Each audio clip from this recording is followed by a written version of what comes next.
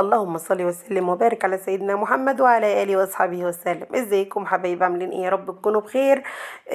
قبل ما نبدا الفيديو نصلي على النبي صلى الله عليه وسلم واستغفروا ربنا، وما تنسوش ادعوا اخواننا في غزه وفلسطين، ربنا ينصرهم على اعدائهم يا رب، اللهم امين. لايك بقى وشير، وما تنسوش اللي مش مشترك في القناه يشترك في القناه ويفعل زر الجرس عشان يوصل لكم كل وصفات والفيديوهات بتاعتي. الفيديوهات بتاعتي طبعا قصيره عشان ما تخلصش باقه النت. احنا طبعا عملنا القطايف كتير، وكل يوم بنعمل قطايف عموما لان القطايف بتنطلب كتير جدا في رمضان. انتوا عارفين طبعا انا بعمل اوردرات اكل بيتي، والقطايف دي حاجه من ضمن الحلويات اللي بتنطلب يوميا.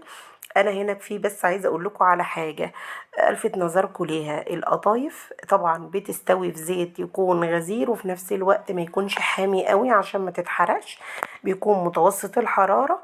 وكمان لو انا عاوزه القطايف تبقى مقرمشه وكريسبي، احطها في ايه؟ في زيت، احمرها كويس، احمرها كويس حبايب قلبي، وتطلع على سيرب تقيل يعني شربات تقيل.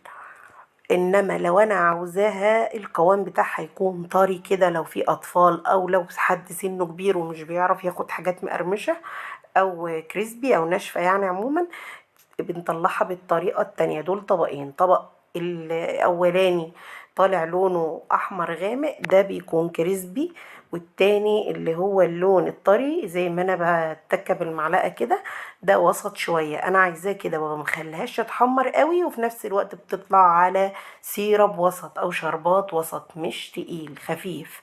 فبالتالي تطلع معايا القطايف بالطريقة اللي أنا عايزاها. لو عايزاها كريسبي أو مقرمشة احمرها كويس وانزلها في سيرب تقيل. لو عاوزاها تكون طريه كده ومش مقرمشه، انزلها محمرهاش قوي، وفي نفس الوقت انزلها في سيرب يكون متوسط. ده بس اللي انا كنت عايزه اقول لكم عليه النهارده. اشوفكم في فيديو جديد، مع السلامه.